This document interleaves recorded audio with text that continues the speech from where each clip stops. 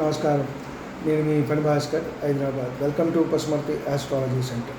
ఈ వీడియోలో మనము శ్రీశైల క్షేత్రం గురించి తెలుసుకునే ప్రయత్నం చేద్దాం. ఇది ఎంతో మహిమాన్వితమైనది. మనకి చాలా చోట్ల శక్తిపీఠాలు అలాగే జ్యోతిర్లింగాలు కలిసి ఉండటం అనేది జరుగుతుంది. అలాగే ఇక్కడ కూడా ఎంతైనా సరే విశేషంగా చెప్పదగ్గది. అలాగే రాశిపరంగా చూసుకుంటే కన్యా రాశి వారు ఇక్కడ దర్శించుకోవడం అనేది ఎంతైనా సరే మంచిది. సంవత్సరానికో 2 సంవత్సరాలకో ఒకసారి వెళ్ళటం.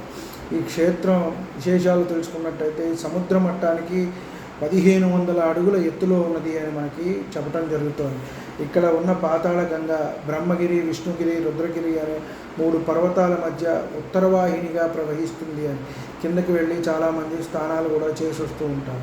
అలాగే శ్రీశైల క్షేత్ర శిఖరం ఎత్తు 2830 అడుగులుగా చెప్పబడింది. కృతయుగంలో హిరణ్యకశిపునికి ఈ క్షేత్రం పూజా మందిరము అని చెప్పని మనకి చెప్పడం జరిగింది. శ్రీరాముడు, పాండవులు ఈ క్షేత్రాన్ని దర్శించినట్టుగా మనకి చెప్తున్నారు. శ్రీశైల క్షేత్రానికి వచ్చే భక్తుల అవస్థలు చూసి భీమారెడ్డి గారు క్రీస్తు శకం 1326-35 కాలంలో మెట్లను నిర్మించడం జరిగింది. ఒకప్పుడు ఎన్నో వ్రయప్రసాదాలతో కూర్చి స్వామివారిని దర్శించవలసి వచ్చేది.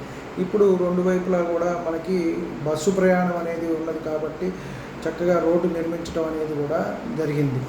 అలా ధూళి దర్శనం చేసుకుని నిద్ర చేసి పాతాళ గంగలో శుచిగా స్నానం చేసి మళ్ళీ దర్శనం చేసుకునేవారు ఇదివరకు కాలంలో. కాబట్టి నేటికి కొంతమంది అలా దర్శనం చేసుకుంటూ ఉన్నారు.